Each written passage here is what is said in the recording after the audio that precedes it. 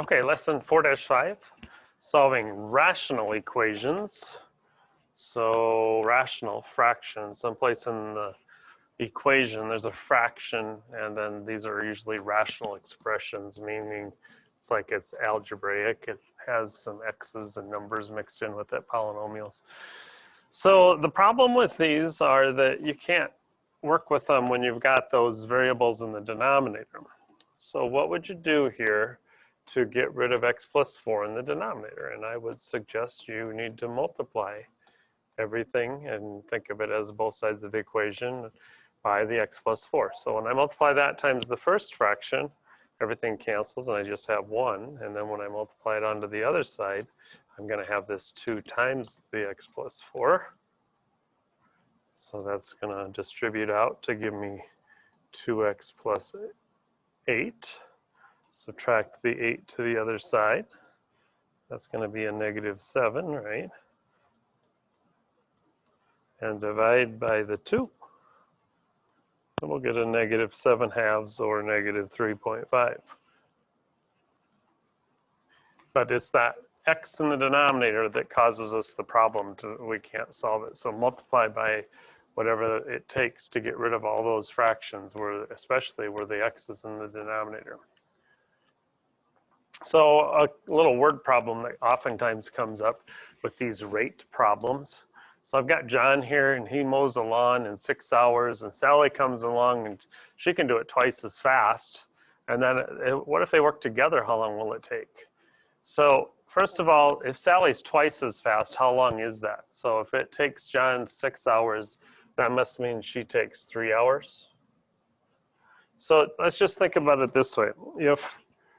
If it takes X hours for them together,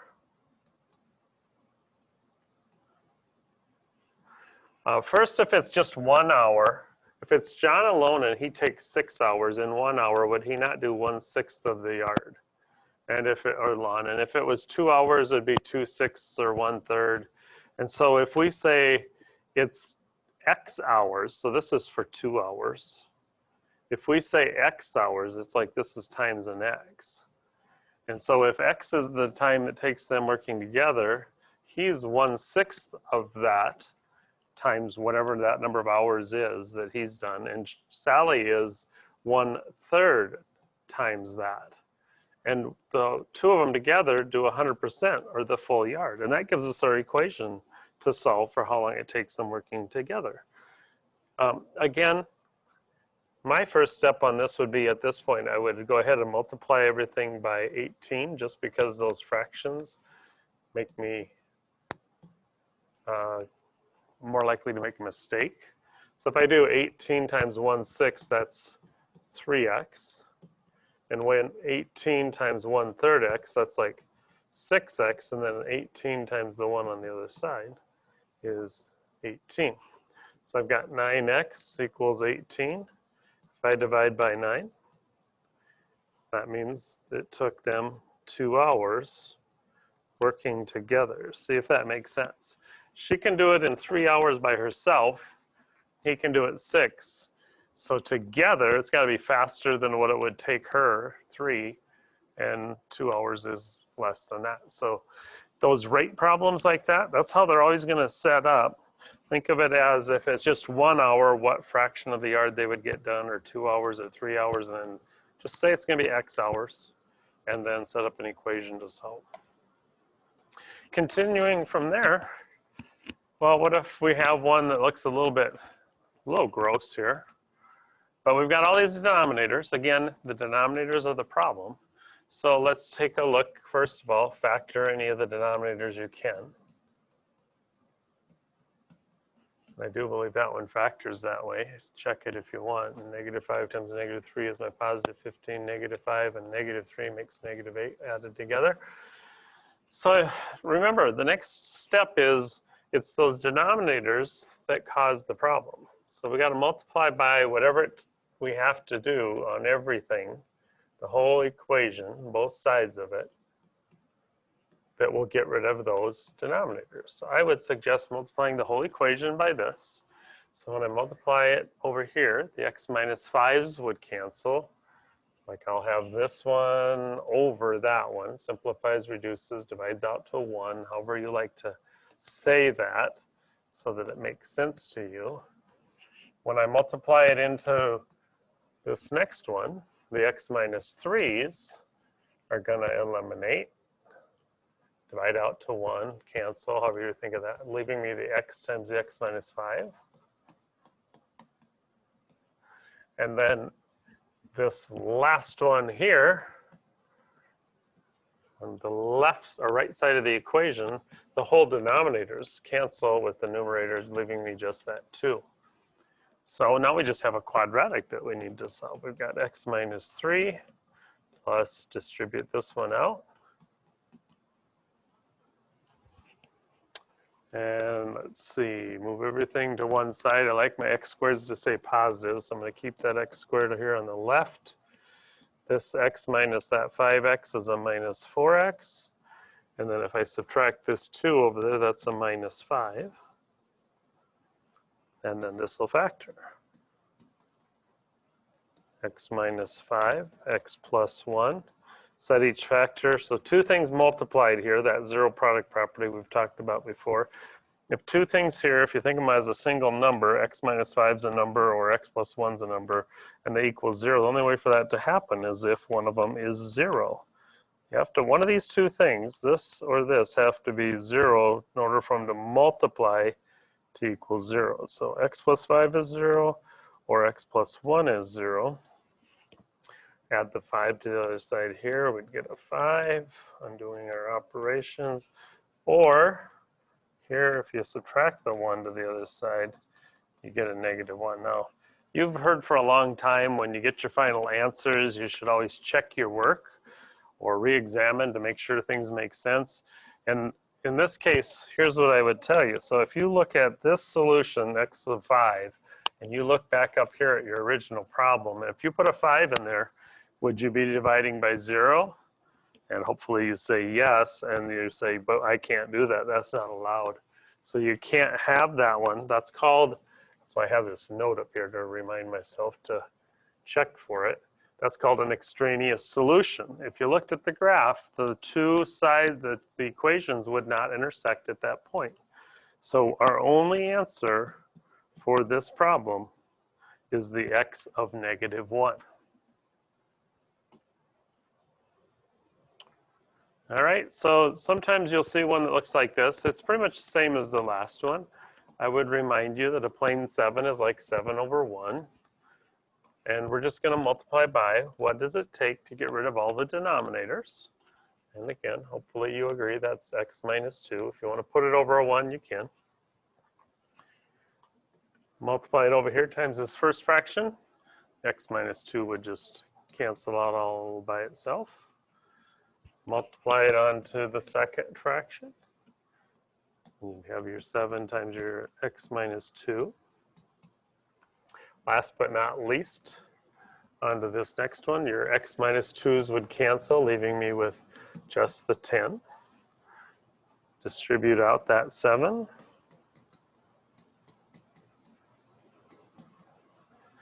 Move all your x's to one side, combine like terms, etc., that sort of thing. Or let's say I move the 7x over here, combine those two, and divide by my negative 2.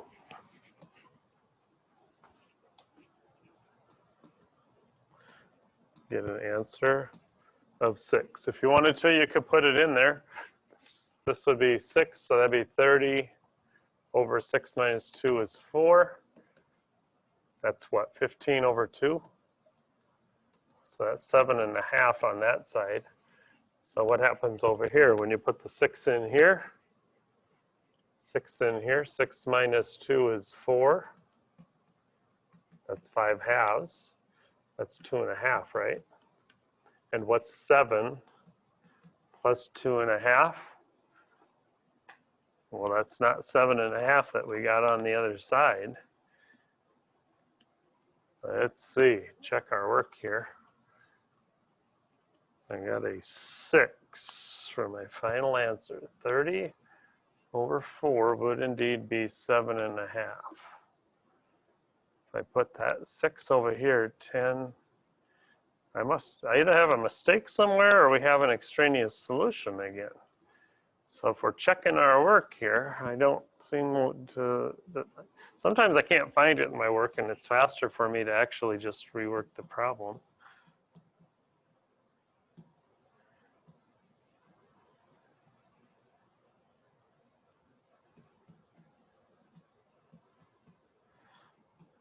And I'm going to look at my old work here. I'm just going to multiply that one by x minus 2, multiply this by x minus 2, giving me 7x minus 14.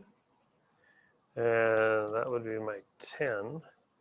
So that would be a negative 4. That doesn't sound familiar. Negative 4. I had a negative 14 plus, oh, where did I get this 2 from? It should have been negative 14 plus 10. Not a negative 12 there. Negative 14 plus 10 would be negative 4 over negative 2. My answer here, 2. Let's try a 2 in that original problem. 10, oh wait, but it can't be 2. That would be undefined. So this thing must have no solution. Extraneous solution. Now, this might be kind of interesting just to say, you know, that felt kind of weird. I made a mistake in there. Yeah, great time to just double check this problem by graphing. So I'm copying down the original problem, and then we'll hop over to Desmos. So 5x over x minus 2 equals 7 plus 10 over x minus 2. And if we went over and looked in Desmos, I'll show you another way you could tell from this problem right here when we come back if that we could see that it isn't going to work right. Let's see, where do I have a Desmos here? There and there. Switch over here. If you look at the graphs of each side, the 5, let's see, I've already got a fraction. Just put it in here. It was 5x over down here. X minus 2. And then the other side of the equation was 7 plus 10 over x minus 2. And if you look at the red graph and the green graph here, it'll stay inside of each other down there. They never do actually intersect. If you looked way up here, you'd get the same thing as well. But you gotta get way in there to see it, because they're so close together, but the green is always to the right of that red up there. And so it never does actually intersect in that problem. Let's go back here. If we had been at the, up here at the first spot in the original problem, and instead I had said to you, let's get a common denominator on the two sides. So if on the left side I made the x minus 2, I still have that. That wouldn't change. I've got 5x over x minus 2. And on the right side, if I multiplied by this by x minus 2, so that I would have 7x minus 14 here. And then if I add on 10, it would be 7x minus 4 all over my x minus 2. Oh, let's see. I was thinking we were going to get something in our equation that would show us that that can't ever really happen, but I think we could still solve that equation and it would look just fine. So it's always just to say either using a graph or by substituting in, because the correct answer on this problem was indeed no solution. The solution we came up with was what was called an extraneous solution, an extra solution that really doesn't work in the problem. Let's see. Continuing here, looks a lot like the last one. We're going to have to multiply by an x minus 3. And then I don't even like having this 4 down here, so I'm also going to multiply everything by the 4 at the same time. So here we go.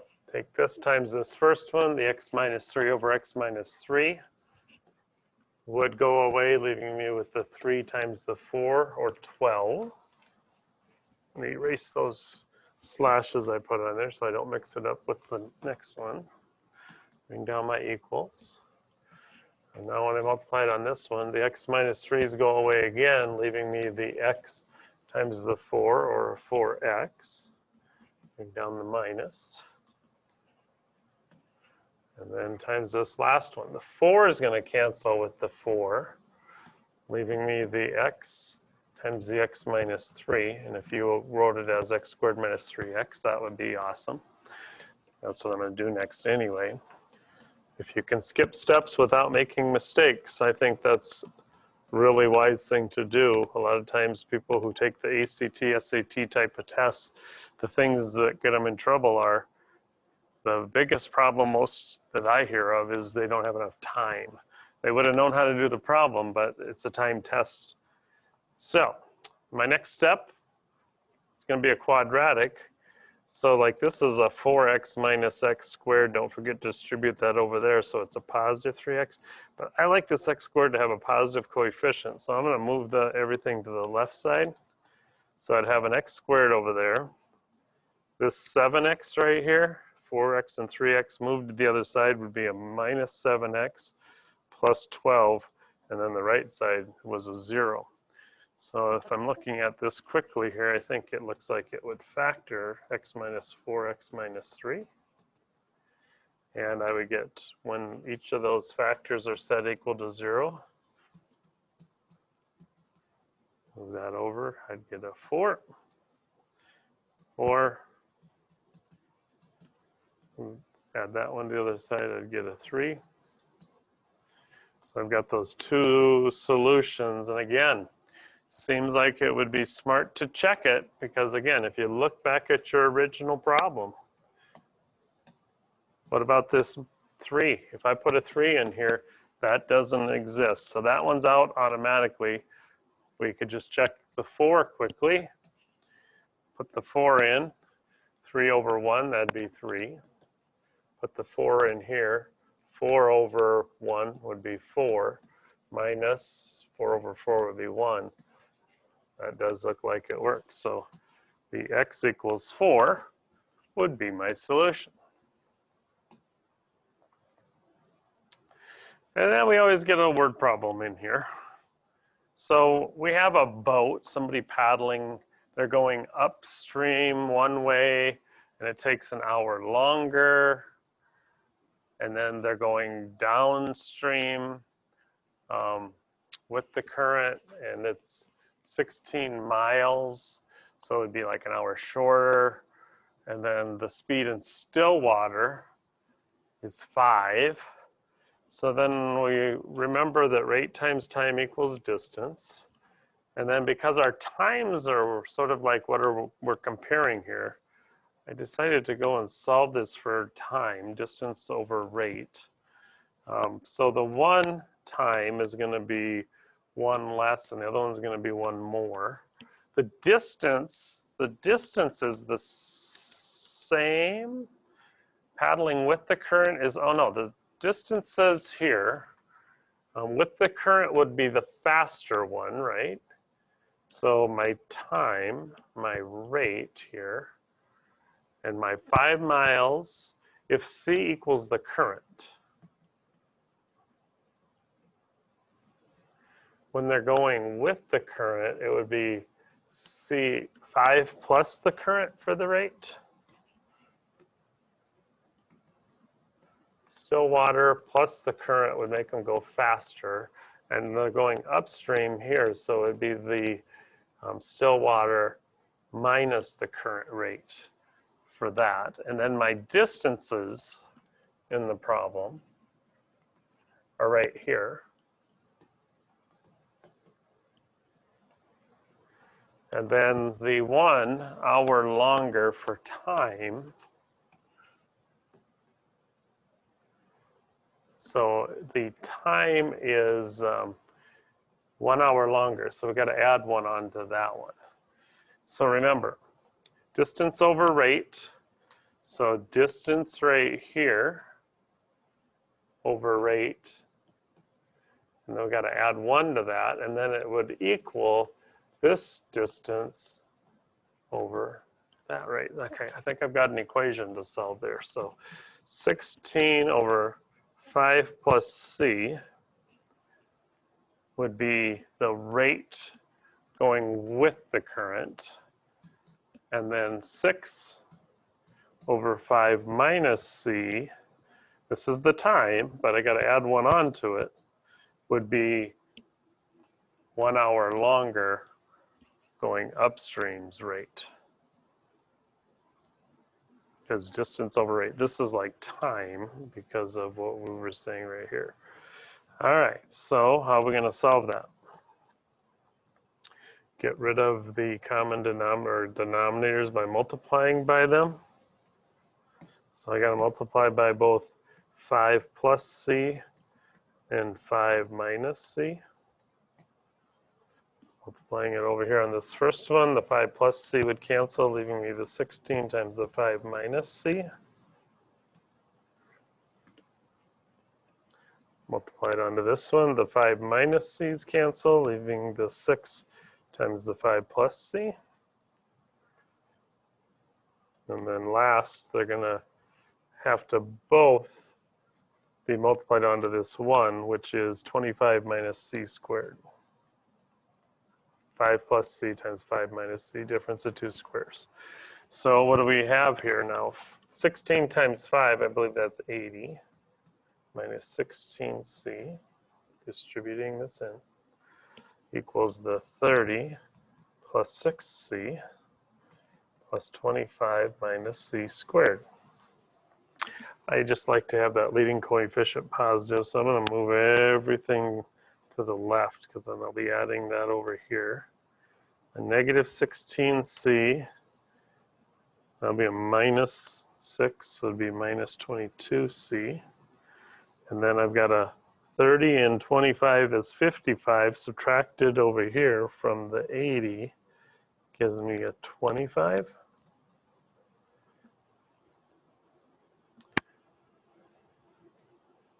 That doesn't look like something that's going to be able to be solved, but someplace in there, I feel like there's a real strong likelihood that in this problem, there's somewhere where I might have made a mistake again. And so if I am looking at that one, trying to figure out where in those steps, it was 16 miles, and it was 6 miles. And if you're going with the current, you'd be going faster. So 5 in still water plus the current.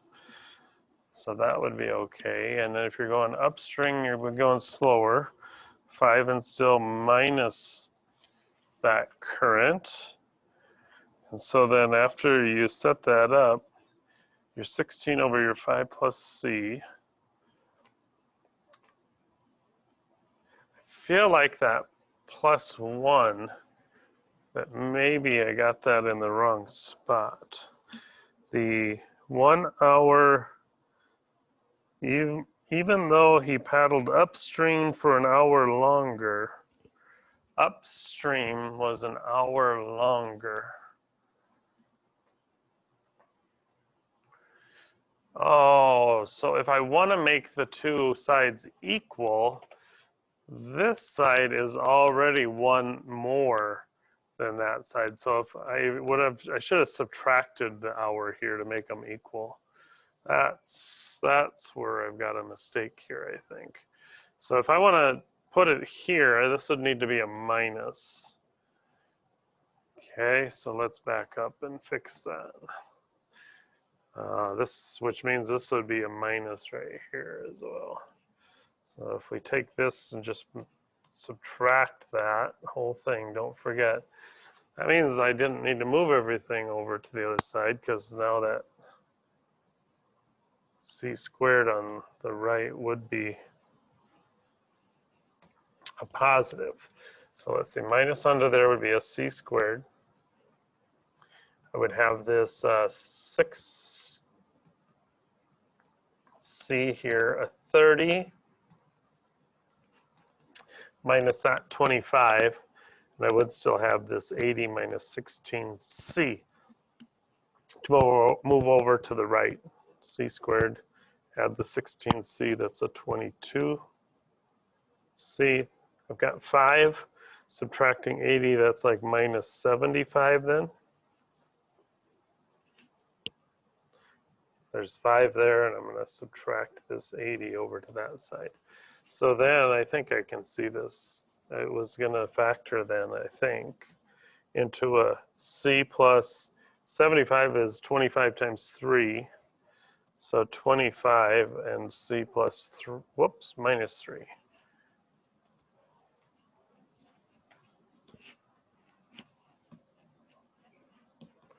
So you can't have a negative, if we solve that, that'd be a negative 25. You can't have a negative speed of the current. So the current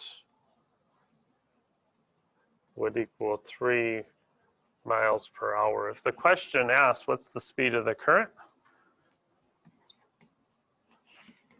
And again, we could go plug that in, but now I do think that is the correct answer for that problem.